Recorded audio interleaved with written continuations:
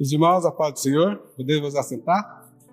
E o nosso estudo de hoje será ordenanças para pregar o Evangelho. Jesus, quando ele iniciou o seu ministério, ele chamou 12 discípulos. E ele passou 3 anos ensinando esses discípulos como eles deveriam proceder. E após a sua ressurreição, ele passou 40 dias com os discípulos. E pouco antes dele subir ao céu, ele diz assim: ide por todo o mundo e pregai o Evangelho. Final do livro de Marcos, capítulo 16. No capítulo 1 de Atos dos Apóstolos, quando ele estava subindo, ele diz assim: fiquem em Jerusalém, até que do alto seja revestido de poder. Então não era para eles sair pregando de qualquer jeito, mas eles precisavam desse poder. E é isso que nós vamos aprender. Ide por todo mundo pregar o Evangelho. Não sabemos o dia nem a hora que o Senhor voltará. A nossa incumbência como crentes fiéis é alcançar outros para o Senhor, até que Ele volte para levar sua igreja no arrebatamento. Não sabemos, irmãos, que dia que Jesus vai voltar. Ele nos informou que muitas coisas aconteceriam. Inclusive, um pedaço desse estudo, a gente vai ver algumas profecias ditas por Daniel, que já se cumpriram. E tem pessoas, ou estudiosos, dizendo que isso ainda vai acontecer, mas já aconteceu. Ou seja, o Senhor Jesus nos deixou muitos sinais da volta dele. E esses sinais estão se cumprindo a cada dia. E nós precisamos ter visões espirituais, não olhar as coisas que acontecem no mundo com os olhos da ciência, com os olhos da tecnologia, mas com os olhos espirituais, e pregar o Evangelho, porque o Senhor está às portas. Pregar o Evangelho é uma missão da igreja. Quanto ao cumprimento da missão, o apóstolo João registra que nosso Senhor é quem envia ao mundo os seus discípulos. Irmãos, a ordem partiu de Jesus. E todos nós, quando nos convertemos, irmãos, a gente quer sair falando para todo mundo. A gente quer falar para todo mundo, é aquela alegria, aquela emoção. E todo mundo que a gente encontra, a gente quer falar da palavra de Deus. Porque é o Senhor que envia, mas o Espírito Santo é que nos carrega, que nos dá essa vontade, esse desejo. E parece que com o tempo que a gente vai, com o tempo que vai passando, parece que a gente vai esfriando e a gente vai guardando isso só para a gente. Mas a ordem do Senhor é pregar, anunciar. Pregar o Evangelho é a missão da igreja. Chamou assim os 12 e começou a enviá-los de 2 a 2. Ele deu poder sobre os espíritos imundos. Jesus, quando ele estava na terra, ou seja, quando ele estava ali treinando, ensinando os seus discípulos, ele já começou a enviar os discípulos. E ele enviou de 2 em 2. Logo foram 6 grupos.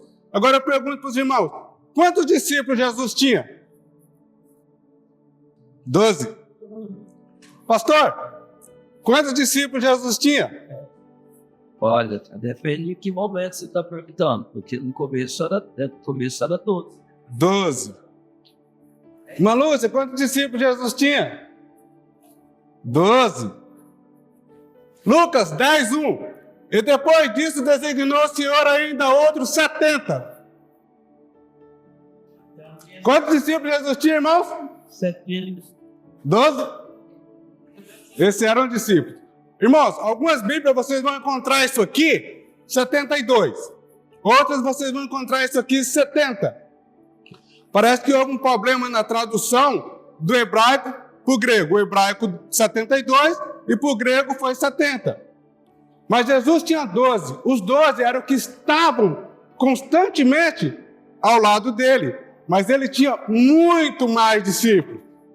Lucas 10, 1. E depois disso designou o Senhor ainda outros 70 e mandou adiante da sua face, de 2 em 2, a toda a cidade, a lugares onde ele havia de ir.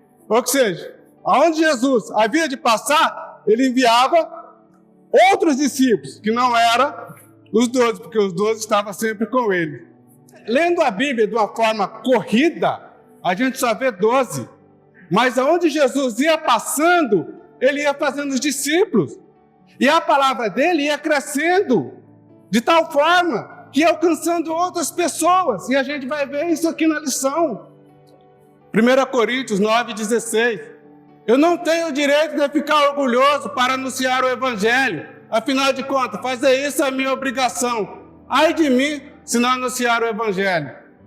Mas é bonito quando uma pessoa sabe pregar, falar bem, falar bonito mesmo. Conseguir ganhar almas. Só que tem pessoas que se exaltam, que se acham melhor, que se acham o máximo. Eu sou. E o apóstolo Paulo diz aqui que ele não tinha orgulho disso. E Paulo falava muito bem. Paulo pregava muito bem. Paulo ensinava muito bem. Eu acho que melhor do que qualquer um que a gente conheça hoje em dia. Mas ele diz assim, eu não tenho orgulho disso. É minha obrigação. Então, irmãos, é nossa obrigação. E a gente vai aprender que tem várias formas de pregar o Evangelho. Mesmo sem falar uma palavra, nós conseguimos pregar o Evangelho e conseguimos ganhar alma para Jesus. A gente vai aprender. Fazer discípulo de todos os povos. Essa foi a autorização que Jesus deu a cada um dos seus seguidores. Irmãos, como fazer discípulo? Vivendo, irmãos. Vivendo. A nossa vida, o nosso comportamento faz discípulo. Viver é uma forma de pregar o Evangelho, de modo que nossa vida reflita a salvação de Jesus. Isso naturalmente atrai a atenção das pessoas, levando-as a querer saber mais sobre a nossa fé.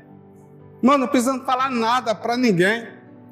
O nosso comportamento faz com que as pessoas nos procurem para saber por que você é desse jeito, por que você faz isso. E as pessoas acabam se convertendo sem uma palavra. João capítulo 13, 15. Pois eu, Jesus dizendo, pois eu dei o exemplo para que vocês façam o que eu fiz. Precisamos ser o quê? Exemplo. Conversando. Nem toda conversa precisa focar em salvação. Quando surgir a oportunidade, compartilhar nossas experiências. Irmãos, tem pessoas que não gostam de ouvir a palavra de Deus. Tem pessoas que se você falar de Bíblia, a pessoa sai de perto. E como falar de Jesus para essa pessoa? Vivendo o nosso comportamento, conversando naturalmente de forma que a gente não está falando de Bíblia, que ele nem percebe, mas que nós estamos falando. Colossenses capítulo 4, versículo 5.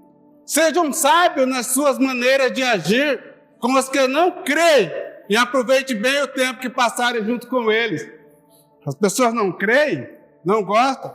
Aproveita esse tempo dando testemunho, contando as suas experiências que você tem com Deus, que nós temos com Deus. Fazendo estudo bíblico. Estudo bíblico proporciona mais tempo e detalhes para aprender o Evangelho. Mas isso aqui cabe para nós. A pergunta é, todos nós aqui somos discípulos? Fazemos tudo aquilo que Jesus ensinou? Ou sabemos, ponta a ponta, aquilo que Jesus ensinou? Eu acredito que não. E o que é que nós precisamos? Estudar. E para poder ensinar, pregar o Evangelho, a gente precisa aprender, a gente precisa estudar. 2 Timóteo, capítulo 3, versículo 15. E desde menino vocês conhecem as Escrituras Sagradas, as quais ele pode dar a sabedoria que leva à salvação por meio da fé em Cristo Jesus. Paulo dizendo para Timóteo, desde menino você conhece. Ele aprendeu como? Que jeito que Timóteo aprendeu? Provavelmente pelos pais dele. E não pelo pai, pela mãe dele, porque o pai dele, que me falei a memória, era grego. Provavelmente a mãe de Timóteo, a avó de Timóteo, ensinou ele a Sagrada Escritura.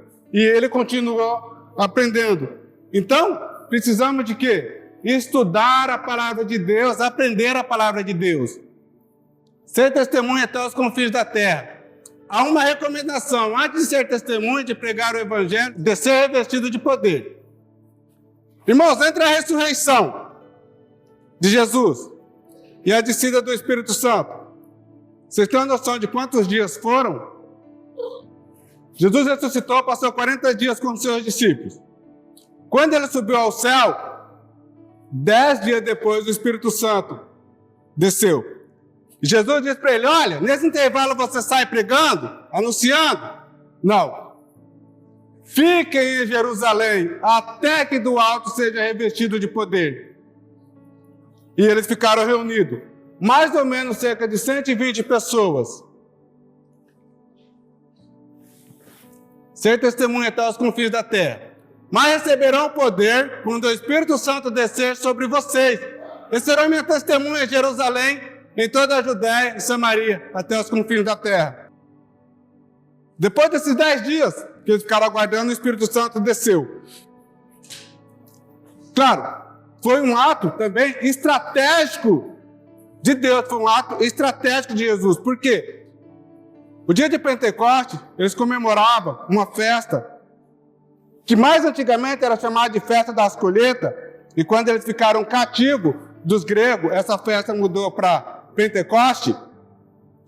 Então vinha gente de todas as nações, línguas, vinha para Jerusalém comemorar essa festa. Então foi um ato estratégico. O Espírito Santo desceu, cerca de 120 pessoas receberam o Espírito Santo. Eles começaram a falar línguas estranhas ou começaram a falar outra língua? Que língua que eles falaram mesmo? Língua estranha ou outras línguas? Tem alguma diferença? Irmãos, tem gente, eles receberam o batismo com o Espírito Santo e começaram a falar línguas estranhas. Eles não falaram língua estranha. Eles falaram línguas diferentes, que era uma língua que não era a língua nativa deles. Mas as pessoas que ouviam eles falar entendiam na sua própria língua. Então a língua era estranha? Não era, porque os outros compreendiam. E nesse dia se converteram quantas pessoas? Quase 3.000 almas. E o que aconteceu com o Evangelho nesse dia? As pessoas começaram a voltar para as suas terras. E o Evangelho começou a expandir. E serão minha testemunha em Jerusalém, em toda a Judéia e Samaria. Vamos entender. Quando Salomão morreu, irmãos, o povo de Israel teve uma briga entre eles e eles se dividiram. Das 12 tribos, 10 foram para o norte e 2 ficaram no sul. No sul ficou Judá e Benjamim. O norte ficou chamado de Israel, tendo como capital Samaria. No sul ficou chamado de Judéia, tendo como capital Jerusalém. E eles se tornaram inimigos. A tribo do norte com a tribo do sul, eles se tornaram inimigos. E agora Jesus está dizendo, vocês serão minha testemunha em Jerusalém, em toda a Judéia e Samaria. Para os nossos dias atuais, aonde é Jerusalém? Irmão, Jerusalém é a nossa casa. Tem pessoas que largam de pregar em casa e quer sair, tá a família em casa precisando ouvir a palavra de Deus, e a pessoa quer ir lá para longe. Eu vou pregar para os Estados Unidos, eu quero ir para a África. Mas vem cá, meu filho, a tua casa, como que está? Já pregou para a tua casa? Já pregou para os seus parentes? Jesus está dizendo, seja minha testemunha em Jerusalém. Pregou em Jerusalém? Agora, Jerusalém era a capital, a Judéia. Ou seja, você ainda vai continuar na tua região. Depois você vai sair para fora. E Samaria era inimigo da Judéia. Eles eram inimigos. Jesus disse, vai pregar para os seus inimigos também. Eram irmãos, mas se tornaram inimigos. E depois disso, você vai pregar para o mundo, mas comecem por suas casas, comecem por suas famílias. Pregar a palavra em todo o tempo. O apóstolo Paulo exorta o obreiro Timóteo, olha, Timóteo de novo, hein? A pregar a palavra, não apenas ouvir, guardar, obedecer, mas também pregar e anunciar. Então, irmão, a palavra de Deus tem que ser pregada quanto? Em tempo, fora de tempo, em todo o tempo. A palavra precisa ser pregada. Irmão Valdir, mas o cara que trabalha comigo não gosta de ouvir. Prega com o seu testemunho, não fala nada, dá só o seu testemunho. Pregar a palavra em todo o tempo. 2 Timóteo capítulo 4, versículo 2. Pregue a mensagem e insista em anunciá-la. Seja no tempo certo ou não. Procure convencer, repreender, anime, ensine com toda a paciência. Irmãos, ensinar a palavra com paciência é difícil. É muito difícil, porque tem gente que tem o prazer de nos tirar a paciência.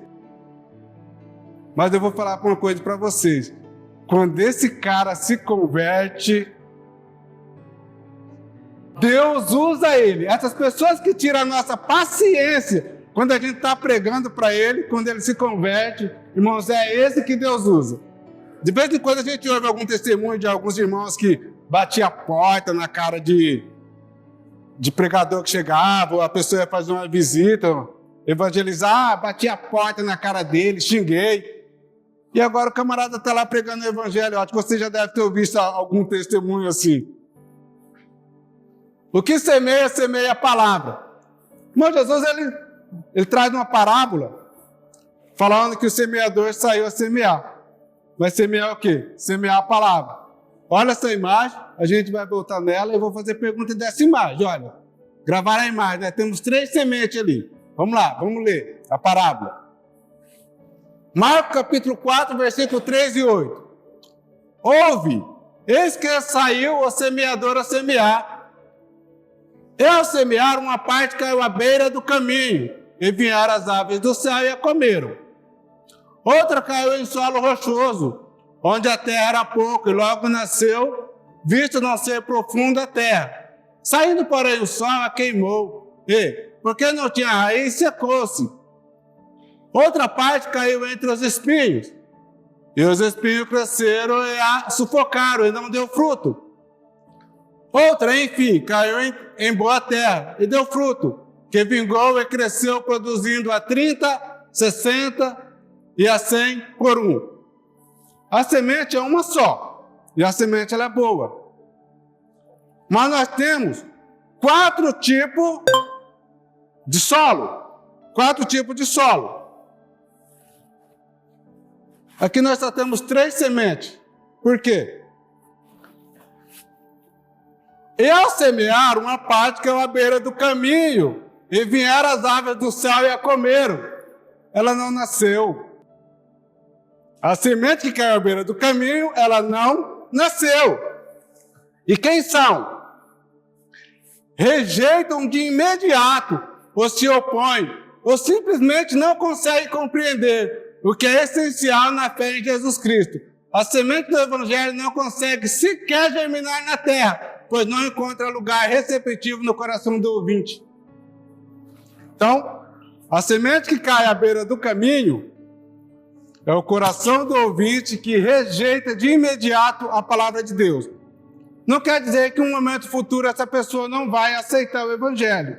E se ele vier aceitar, talvez ele vai dar muito mais fruto do que aquele que aceitou de imediato. Eu vejo muitos casos assim. Outra caiu em solo rochoso, onde a terra era pouca, e logo nasceu, visto não ser profunda a terra. E quem que é esse? Algumas pessoas recebem com prazer a palavra de Deus, aceita bem a mensagem da fé em Jesus Cristo, mas quando com dificuldade abandona a sua fé, são como raízes sem broto. Outra parte caiu entre os espinhos, e os espinhos cresceram e a sufocaram, não deu fruto. A terra está dividida entre boa semente e os espinhos ao seu redor. Ela dá mais atenção aos seus próprios interesses, às paixões passageiras, prazeres mundanos, impedindo que a semente cresça plenamente. Irmãos, o que ocorre? A semente que caiu no meio dos espinhos, ela está em terra fértil, ela está em terra boa, ela brotou. Só que tem tantas coisas mais importantes para ela dar atenção, que ela dá menos atenção às coisas de Deus. Você já ouviu falar do crente Raimundo? Que fica um pé na igreja e o outro no mundo? É a semente entre os espinhos. Outra, enfim, caiu em boa terra e deu fruto, a que vingou e cresceu, produzindo a 30, a 60 e a 100 por 1. Solo onde a boa semente é recebida de maneira favorável, representa os corações que acolhem a palavra de Deus com amor e fé. O Evangelho não é apenas recebido, mas também profundamente incorporado, permitindo que cresça e frutifique abundantemente. A semente que cai em boa terra, ela cresce, produzindo 60 ou a 100 por um. Ah, mas que produção é essa? Ela continua levando o evangelho, ela continua ganhando alma para Jesus. E esses outros, se cair em terra fértil, vai fazer a mesma coisa. E o evangelho vai chegar onde? Até os confins da terra. Pela manhã semeia a tua semente. O apóstolo Paulo exorta o obreiro Timóteo a pregar a palavra, não apenas ouvir, guardar, obedecer, pregar e anunciar. Eclesiastes capítulo 11, versículo 6. Semeia de manhã e também de tarde, porque você não sabe se todas as sementes crescerão bem, nem se uma crescerá melhor do que a outra. Mas é a palavra do semeador. A gente não sabe onde a semente vai cair, que tipo de solo ela vai cair. Por isso precisamos estar pregando a palavra o tempo todo. O que observa o vento nunca semeará. Eclesiastes capítulo 11, versículo 4. Quem fica esperando que o vento mude e que o tempo fique bom, nunca plantará, nem colherá nada. Os ventos. A morte de Estevão. Atos dos Apóstolos capítulo 8, versículo 4. Os que haviam sido dispersos pregavam a palavra por onde quer que fosse. Saulo, que depois passou a ser chamado de Paulo, ele lançou uma perseguição tremenda sobre os cristãos, que você já conhece. Ele autorizou a morte de Estevão. Após a morte de Estevão, essa perseguição se intensificou muito forte mesmo. E os cristãos, eles teve que fugir. Mas eles fugiram e se esconderam? Eles fugiram e ficaram quietinhos? Não. Quanto mais o vento soprava contra eles, mais a palavra de Deus se expandia. Ou seja, os que haviam sido dispersos pregavam a palavra por onde quer que fosse. Ou seja, mesmo que os ventos estivessem soprando, a palavra de Deus estava sendo pregada. Os ventos da Inquisição. Vocês já ouviram falar da Inquisição? Tem uma noção de quanto tempo durou a Inquisição? A Inquisição, irmãos, começou em 476 depois de Cristo. E na história ela durou até 1400 e alguma coisa. Na história. Foram cerca de quase 1000 anos de Inquisição. Biblicamente foi cerca de 1200 anos. Entre o nascimento desse poder e a perda da sua força. Porque esse poder que criou a Inquisição, ele continua operando nos nossos meios ainda. Foi um dos períodos mais terrível da história da igreja.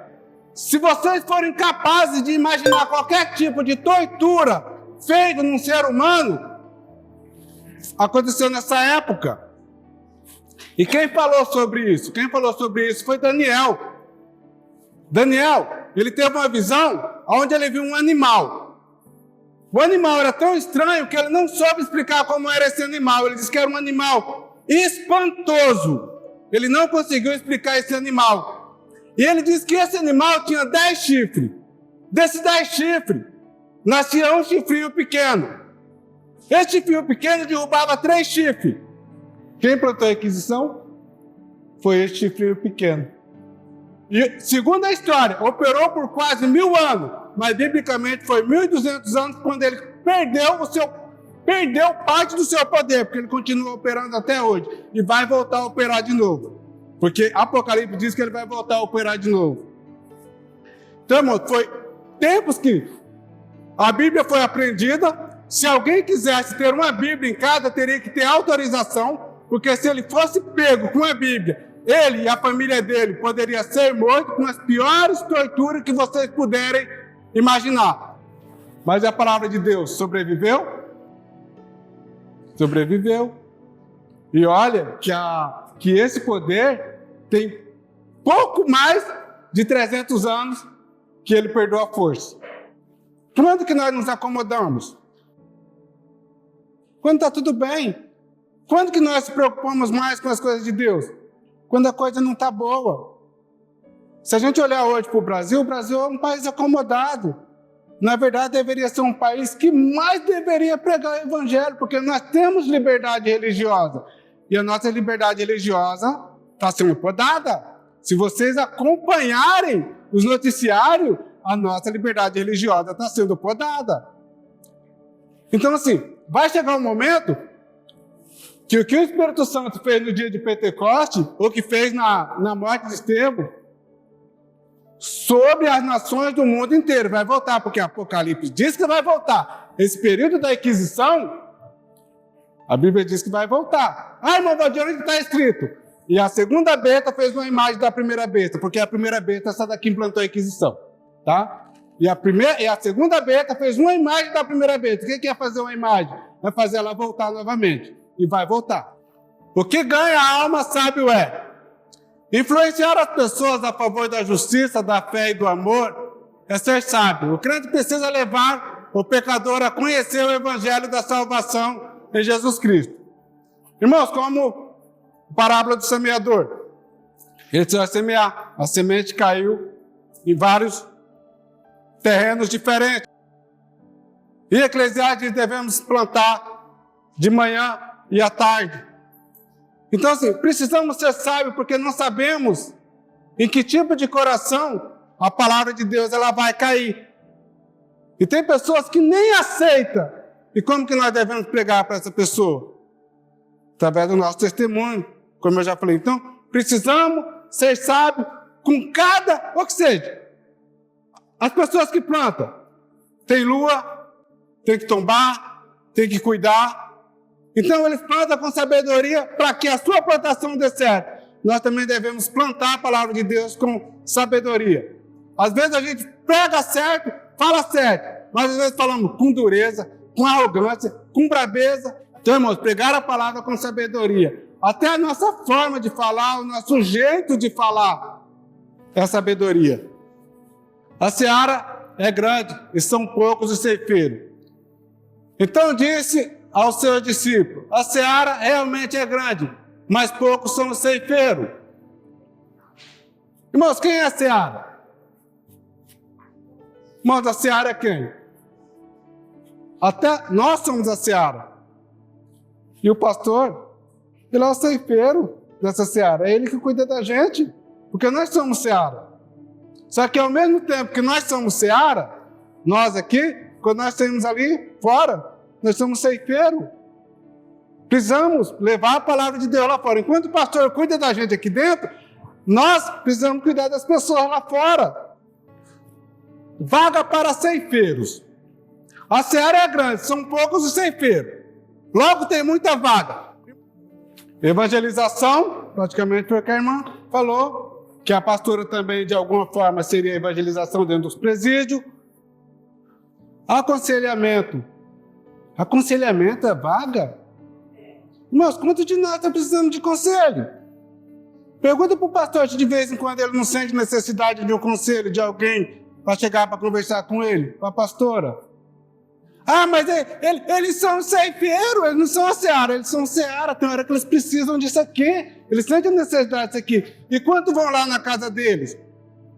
Serviço social. Quantos aqui ajudam quem está lá fora precisando? É a obra do Senhor isso aqui. Ajudar as pessoas, serviço social, é uma obra que o Senhor pediu que é para a gente fazer, visitar e ouvir os jovens nas suas necessidades, as pessoas que estão precisando. Ensino. Precisamos aprender, então precisamos de pessoas que ensinam. Eu estou aqui ensinando vocês, mas eu preciso de pessoas que me ensinam, eu tenho que correr atrás. Intercessão. Será que nós estamos intercedendo para as pessoas lá fora, ou intercedendo pelo menos por nós que estamos aqui dentro, pelos nossos pastores? É um serviço da seara do Senhor que precisa ser feito. Contribuir para a obra missionária. Será que nós temos contribuído para a obra missionária? Porque eu, sinceramente, eu não tenho perfil para evangelização, para sair visitando de casa em casa. Eu não tenho. Então, o que eu posso fazer?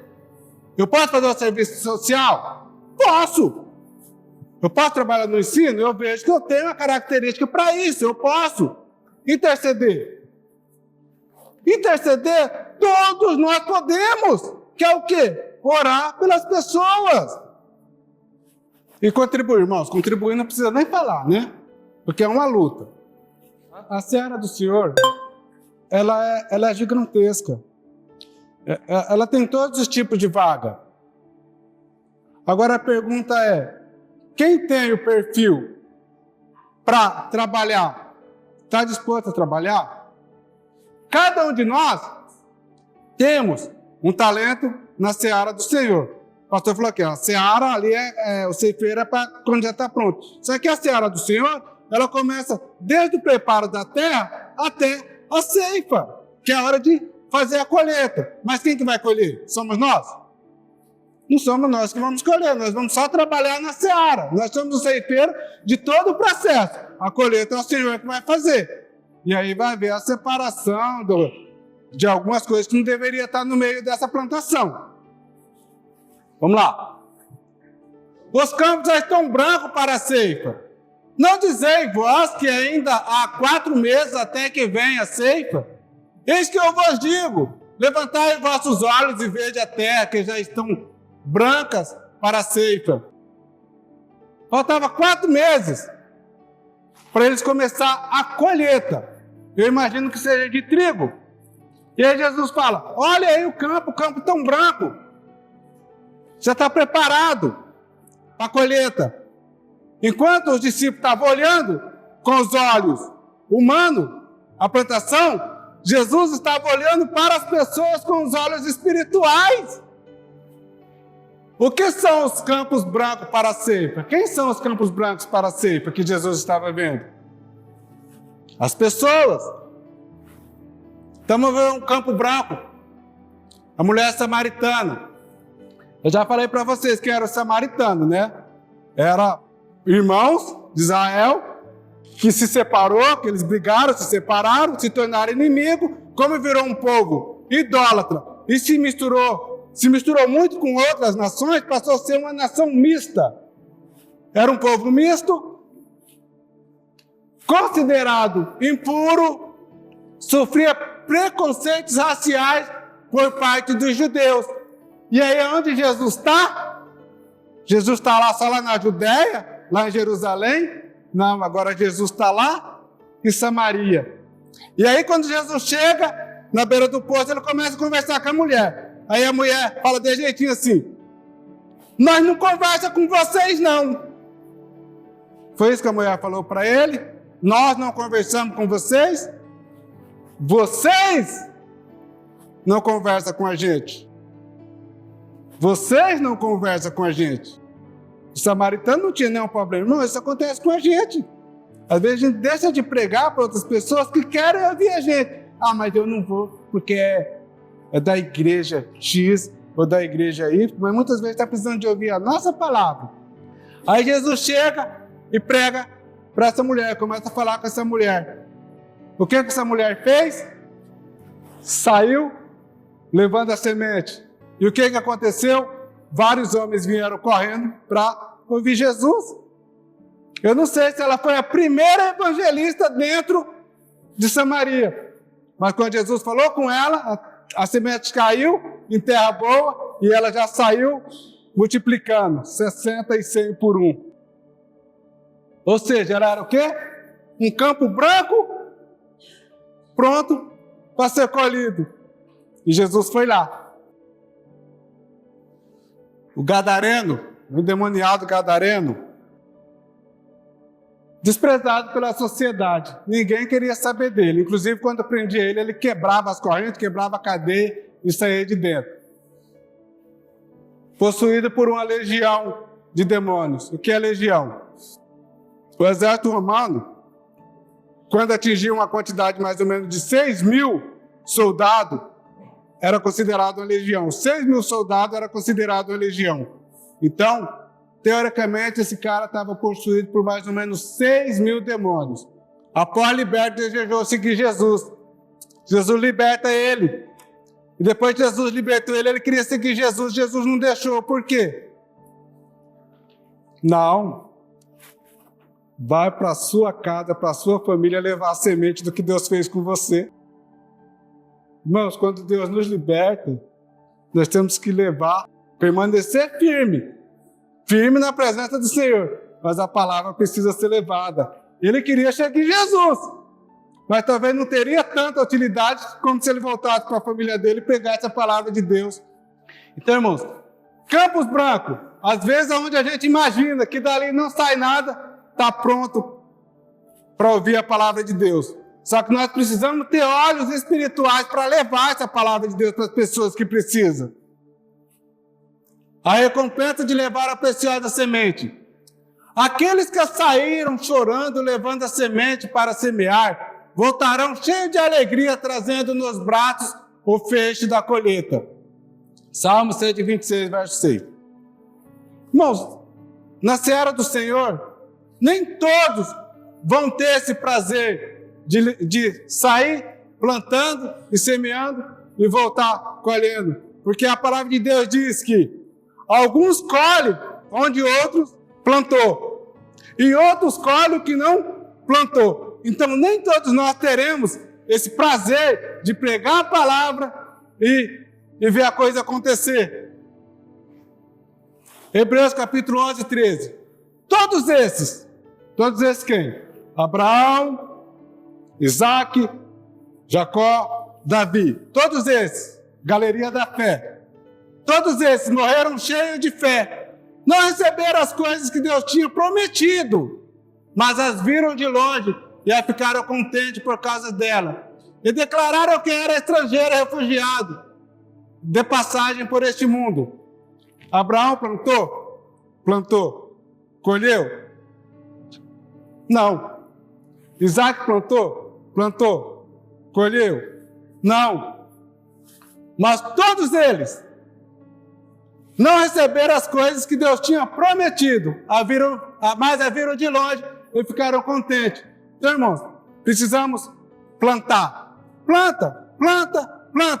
Vai nascer? Deus sabe. Mas um dia nós chegaremos diante do Senhor e Deus vai dizer para cada um de nós: bem-vindo, bendito do meu Pai, receber o que vos é dado por herança antes da fundação do mundo. Porque aqueles que estão trabalhando na seara do Senhor, o presente já está guardado.